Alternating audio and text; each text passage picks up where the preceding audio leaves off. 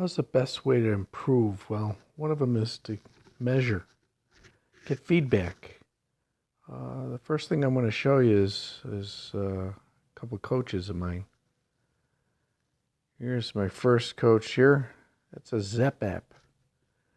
That's how I originally started to tear apart my swing. I wanted to know really what adds speed, what doesn't. How come I can't repeat things? Can I compare to anyone? What can I do to get better? I've tried all these methods. I don't know if they work. I didn't seem to be getting any better. And so I said, you know what? I'm just going to try this and see where it goes. Uses a sound technology. I'm not selling this or anything, but it uses sound technology and little gyros. As you go through those waves, it measures where you are. Okay, so what happens is I would get scores like this, 85, 80, 78. And it gave a representation of my swing, and you can spin this around in 3D. And it really started giving me some feedback on some things. It also gave a model, for instance, of who you could swing against. Unfortunately, it was only Michelle Wie. And I worked my butt off, and I could get about this high after maybe about 3 weeks of trying different things. And it's respectable for a 60-year-old. Those club planes and hand planes are pretty much what she was doing, and I thought, well, that's not too bad. Overall, I was happy, but if I couldn't beat Michelle Wie, I didn't have much chance of getting a goal of mine, and my goal was this. All right? My goal had been to get down to a scratch handicap. I was always hovering somewhere around 12, 15, in that range all the time. And when you looked at this, I found this. I did a lot of studying, a lot of reading. And I found it. I know speed's not everything, but it sure helps. And I thought, well, I used to be the big bomber, and now I'm not. So what do I do? Do I get straighter? How do I look at this? Well, I wanted both. I wanted to be straight, and I wanted to be long. So I thought, you know what? The only way I'm going to do that is to start repeating swings and get better. And this measures your hand path, for instance. And this is my hand path compared to hers. When I was in the early days of this, started improving, but as you can see, my hand path didn't match hers. She's taller and raises her arms higher, so that's one of the reasons why her path looked that way, but there had to be something to that. So I started working on little things to try and match her hand path.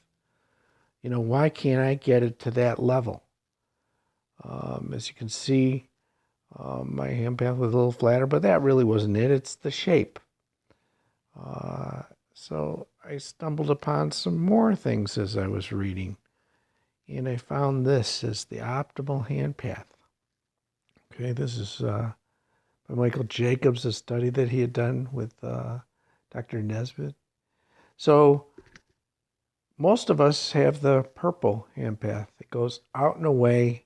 Our elbow breaks early, and we're casting is what that is. But if you use the methods that I've shown in the wall, and your arm just folds up and down, such as Lee Comeau's seat motion, you're able to bring that path, not just on this, you can come down and away from you and more down. And naturally, you start to add speed. And this green one is the pros. That you can get. Our actual one is what all of us golfers do. But the optimized one gets you extra speed and really allows you to do a lot of things to be a scratch golfer. And the green one is scratch golfers. So I said, okay, I like that. How do I get there? Well, I kept using the Zep app. I started getting better. I'd analyze it every day, swinging during the winter, and just indoors. And slowly I started to work on the wall and eliminate any extra body movements that weren't adding speed in any way. So I just kept working, and started doing this. And even in my pictures on some of the websites, you'll see me put this in there. I've gotten as high as 99, but this started to make me happy. I could repeat this. After about 6 weeks of working on it, I could repeat this. As far as speeds, I started getting very respectable speeds. I started being able to get to, for instance, a 120. Well, I started at 105, actually less than that. I think some of the early ones were even 95. And it's, that's pretty darn respectable. Most pros are 120. And then as I started doing even more of the wall drills and really started to get in balance, I started noticing a huge difference where, because I was in balance, I didn't have any speed limits. And all of a sudden, I basically could do what I wanted. And I could raise my speeds up to this. Very, very respectable. And this is accurate to within 2 miles per hour of TrackMan. Well, that's crazy, right? 105, even 100 to 145. Well, once you're in balance and you follow the things that I showed you in the wall, and I showed you some of the basic principles of having your palm up and how to use your arms. Your speed is in your arms. Is your body part of it? Well, sure, there's some, but the majority of your speed is in your hands and arms. So once you learn how to use those, and I've given you a roadmap on doing that, if you follow all the videos from the beginning all the way till now, you kind of got a good roadmap to start to add some serious speed. And it becomes interesting because once your balance is there and you're confident in what you're doing and you're not fighting a weight flying around you at 145 miles an hour, you can go even higher. One of the things that Lee Como and I have talked about is exactly that. We're not sure what the limits are. I know they're there. I'm actually have gone as high as, let's see here, I believe, let's see here, I've gone as high as this. At this point, to be honest, I'm 60 years old.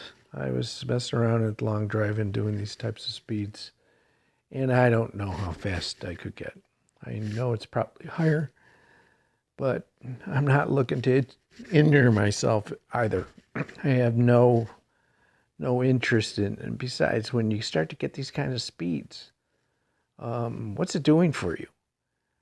Your game can struggle for a while as you try to rein in the distance. If you're not doing the proper things with club face and club, when it makes contact, and you're not really careful about what your distances are, it doesn't help you. So what I do with it is I back down and basically try and control the ball. And I found this gentleman from reading. Well, look at his positions. This is the positions Lee Como's in. This is positions Hogan was in. Everyone's kind of similar. He's supposedly unorthodox. Not really. When you look at what he was doing, he didn't have a lot of power. Well, he could hit the ball 270 in the air. And just before he died, he actually was starting to hit about 290. He had zillions of balls. He trained himself. He looked odd when he was swinging, but his effect was he knew how to actually strike the ball. And that's what Lee's trying to tell us. There's ways of striking the ball and meeting it with the club face where you just get straight. And the swing speed's really a bonus, but that's how I did it. I used Zep Coach, not the coach that they give you inside there, but myself. I'm able to change the hand pass if I want. I'm able to zero them out. I'm able to repeat them. More importantly, I can repeat that swing hundreds of times in a row and get the 97, 99, whatever.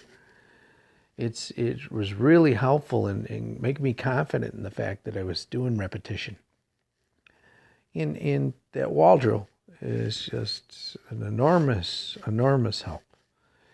I'll show you other instances of good swings. Okay.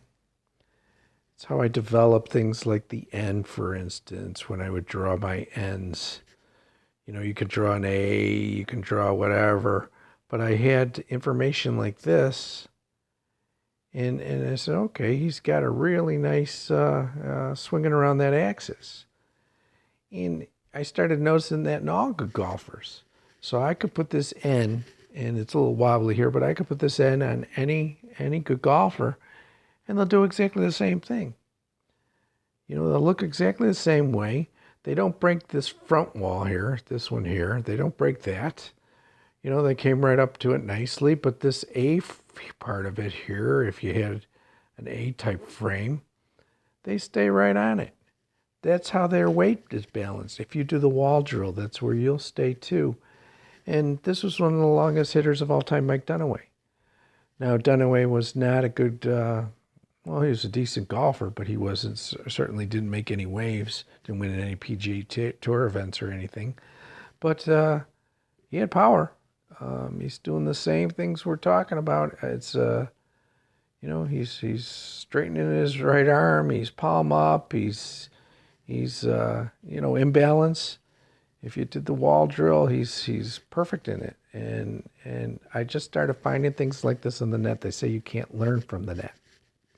Well, yes, you can. You certainly can. That's a falsehood. There's information out there that is really helpful. You can learn. You can always learn, and you'll be a lot happier on the golf course, and that's what the main part of it's about. The other coach that I used is the telephone. I videotape myself. I look at it. I draw my N or I draw my A frame, and I measure. And I use the Zep app to measure my speed increases and things like that. The other thing I do, I scan it, the web, and I love people like Lee Como. He's different in his approach, but I mean, look at if I wanted to draw my walls and things like that, or whatever I think makes sense to me, he'll meet those parameters all day long. He's a good golfer. I mean, if you watch this swing, and it's a different camera angle as well, but watch this swing. There's his grip. You can see his grip. You can see the way he holds his right arm. You can see the fold up and the triangle I talk about being formed. You can see it almost being used like an axe coming down. Okay, see that triangle still there. And then, he straightened his arm and he bashes a 5-iron. Okay, and then his body, watch his lower body, the way it moves. He shows you that red stripe there, and then he comes around and he hits it square on, and his hips follow the club. The hips don't pull the club around like the pros will tell you. He's following it. There's no restriction. There's no stall out. He just fires right around, but he's following that weight of your arms coming around. If you do my wall drill, that's one of the points. And really, any age could do this. That's the interesting thing. You're using your arms. The body follows the arms. You just work on it to the point where you break all the things down. And you get to a point where you say, okay, I'm looking like that.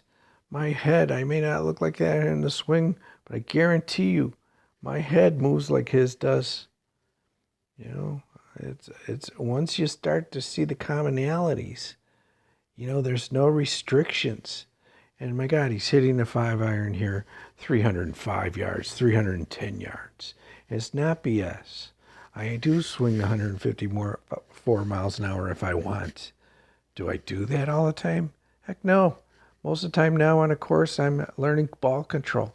I'm learning golf strategy. I'm flicking a ball around. I'm bunting the ball around the golf course, and you could do the same thing. That's how people increase. Do I recommend getting an app? It's really interesting. You have a smartphone, you get that Zep app, you'll learn things. If you can even follow someone, if they give a model, Michelle Wie is not the model to look at, but you learn about yourself and you learn how to change your hand pass and things like that so that